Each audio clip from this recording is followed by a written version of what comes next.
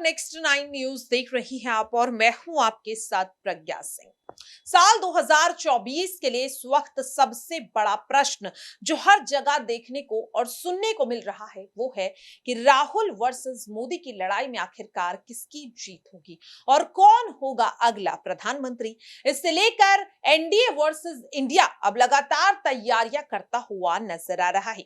आपको बता दें कि इसी दौरान हमने देखा कि किस तरह से पूर्व प्रधानमंत्री राजीव गांधी की पुण्यतिथि पर राहुल गांधी ने अपने पिता को भावभीनी श्रद्धांजलि तो दी ही, साथ ही अपने पिता के अधूरे सपनों को भी बताते हुए नजर आई। लेकिन आपको बता दें कि अब इसी कड़ी में सोनिया गांधी ने भी एक बड़ा बयान दिया है। इस दौरान जहां एक ओर वो अपने पति और पूर्व प्रधानमंत्री राजीव गांधी के अधूरे सपनों का जिक्र करते हुए नजर आई, तो इसी के साथ उन्होंने ये भी बताया कि किस तरह से कांग्रेस की सरकार में महिलाओं, किसानों और जवानों का सम्मान किया जाता था और आज किस तरह से बीजेपी के राज में ये तीनों ही क्षेत्र या फिर यूं कहें कि महिला, किसान और जवान तीनों की ही जिस तरीके से बेकदरी इस सरकार में हो रही है, उसे लेकर भी सोनिया गांधी साफ तौर पर बीजेपी पर हमला बोलती हुई भी नजर आई। इसके अलावा क्या कुछ कहा है सोनिया गांधी ने, आप भी जरा सुनिए। आप सभी को नमस्कार। राजीव जी कहते थे, भारत एक प्राचीन देश है लेकिन एक युवा राष्ट्र है। उन्हीं के शब्दों में मैं नौजवान हूँ और मेरा भी एक सपना है। मेरा सपना है भारत को मजबूत, स्वतंत्र, आत्मनिर्भर और दुनिया के सभी देशों में से प्रथम स्थान में लाना और मानव जाति की सेवा करना। आज जब हम राजीव जी के इन शब्दों को याद करते हैं तो समझ आता है कि देश के युवाओं और देश के किसानों के बिना यह सपना पूरा नहीं हो सकता। देश के किसानों से राजीव जी का अटूट लगाव था।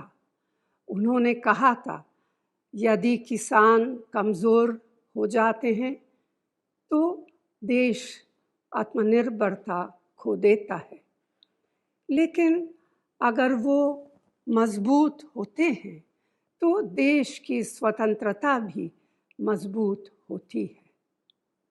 अगर हम कृषि की प्रगति को कायम नहीं रख पाए तो देश से हम गरीबी नहीं हटा पाएंगे। छत्तीसगढ़ की कांग्रेस सरकार ने राजीव जी के इन सपनों को साकार करने के लिए कुछ ठोस कदम उठाए हैं। इन कदमों से लाखों किसानों का आर्थिक स्तर निरंतर सुधर रहा है। उनके जीवन में उम्मीद की किरण दिखाई देती है। परिवार में खुशी का माहौल है। मुझे खुशी है कि राजीव गांधी किसान न्याय योजना के अंतर्गत सरकार ने सब्सिडी के अलावा छत्तीसगढ़ के किसानों के उत्थान के लिए और भी बहुत से सराहनीय फैसले लिए थे, जो दूसरे प्रदेशों के लिए एक मिसाल है। राज्य सरकार के इन फैसलों से जहां उत्पादन में वृद्धि हुई है, वहीं किसानों की इनकम में बढ़ोतरी का एक नया रिकॉर्ड कायम हुआ है। छत्तीसगढ़ की कांग्रेस सरकार ने न केवल भूस्वामियों के लिए बल्कि भूमिहीन कृषि मजदूरों के लिए भी अनेकों सार्थक कदम उठाए हैं। राजीव गांधी ग्रामीण भूमिहीन कृषि मजदूर न्याय योजना का मुख्य उद्देश्य राज्य के ग्रामीण अंचल के भूमिहीन परिवारों, नगर पंचायत क्षेत्रों और सभी अनुसूचित क्षेत्रों के बेहद गरीब पिछड़े लोगों को आर्थिक सहायता प्रदान करना है। ऐसे परिवार जिनके पास खेती की ज़मीन नहीं है और वे मनरेगा या कृषि मजदूरी से जुड़े हैं, उनको भी इस योजना का लाभ मिल रहा है। इस योजना के माध्यम से छत्तीसगढ़ सरकार ने अब तक लाखों परिवारों को 7,000 रुपए की सालाना सहायता भी दी है। मुझे इस बात का संतोष है कि छत्तीसगढ़ में भूपेश बघेल जी के नेतृत्व में कांग्रेस सरकार राजीव जी के सपनों को साकार रूप दिया है। समाज के सभी क्षेत्रों, वर्गों, समुदायों और जन जन के जीवन स्तर को सुधारने की दिशा में अपने को समर्पित किए हुए हैं।